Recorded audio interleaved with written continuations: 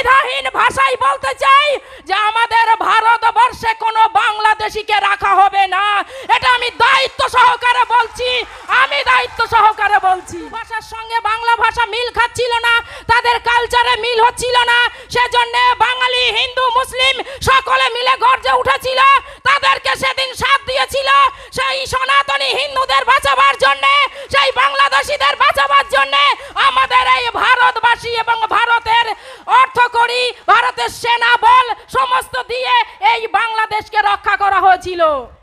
আজকে বাংলাদেশের মৌলবাদীরা ভুলে গেলে চলবে না, বাংলাদেশের জিহাদিরা ভুলে গেলে চলবে না। আপনারা আজকে বেঁচে আছেন তো ভারতবাসীর দয়াতে, আপনারা আজকে বাংলাদেশ পেয়েছেন এই ভারতের জন্য। তাই মাথা উঁচু করে কথা বলবার আগে বারবার 71 সালকে মনে করবেন। যদি 71 সালে আপনাদেরকে ভারতবাসী সাথ না দিত, কোথায় ধুলোয় মিশে যেতেন, কোথায় সেই উর্দুদের পায়ের বুটের নিচে গুড়িয়ে যেতেন, আপনাদের নামও নিশান থাকতো না। আজকে একটা মশাই কামড়ালে, একটা পিঁপড়ে কামড়ালে ভারতবর্ষে এসে ট্রিটমেন্ট না হলে বাঁচতে পারেন না। ভারতের এই পেট্রাপোল বর্ডার থেকে পেঁয়াজ না গেলে, চাল না গেলে খেতে পারেন না, দুধ না গেলে বাঁচতে পারেন না। এত বড় বড় কথা আসে কোত্থেকে?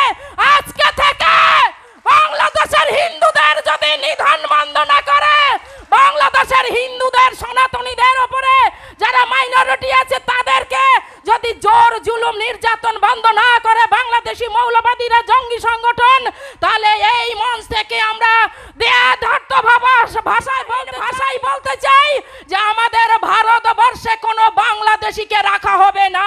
এটা আমি দায়িত্ব সহকারে বলছি, ভারতবর্ষের সুযোগ সুবিধা নেবেন, ভারতবর্ষের ট্রিটমেন্ট হয়ে সুস্থ হয়ে বাড়ি ফিরবেন, ভারতবর্ষের খাবার খাবেন, আর যে থালায় খাবার খাবেন সেই থালায় আপনি নোংরা আবর্জনা পেশ করবেন, সেটা তো হতে পারে না। আজকে ভারতবর্ষের জাতীয় পতাকাকে অবমাননা করছে, জাতীয় পতাকার উপরে উঠে দাঁড়াচ্ছে। তোমাদের বাংলাদেশে দুটো সরকারের গন্ডগোল হয়েছে, শেখ হাসিনা সরকারকে অন্যায়ভাবে সরিয়ে দিয়েছো, ঠিক আছে, আমাদের কিছু বলার নেই, তোমাদের আভ্যন্তরীণ ব্যাপার কি তোমরা বুঝে বেড়াও, ভারতের কি যায় আসে? ভারতের পতাকাকে কেন অবমাননা করা হচ্ছে? হিন্দুদের কি যায় আসে? হিন্দুরা, ওখানকার হিন্দুরা কি করেছিল তোমাদের? তোমরা নতুন সরকার আনলে বললে নতুন করে স্বাধীনতা নেব, একটা দেশ পর পর স্বাধীনতা হচ্ছে, কোয়ার্টারলি স্বাধীনতা হচ্ছে বন্ধুগণ, 3 মাস পর পর স্বাধীনতা, 3 মাস পর পর স্বাধীনতা। এমন স্বাধীনতা দেখেছেন? আজকে ইউনিসকে পছন্দ হচ্ছে না স্বাধীনতা, কালকে শেখ হাসিনাকে পছন্দ হচ্ছে না স্বাধীনতা।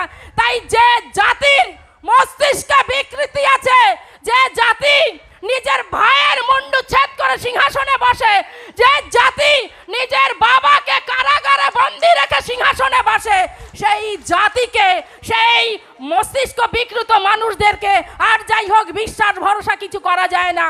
তাই আমরা বলতে চাই বন্ধুগণ, আজকে এখানের এই ভারতবর্ষের এই পশ্চিম বাংলার যত সনাতনী আছেন, জেগে উঠুন।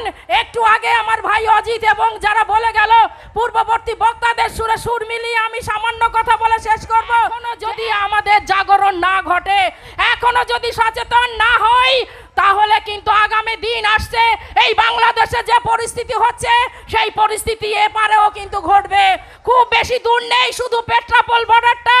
বন্ধুগণ, আমি শেষ করব, কারণ আমার মন্টুদা এখানে এসে দাঁড়িয়েছে, আমাদের অনেক বক্তা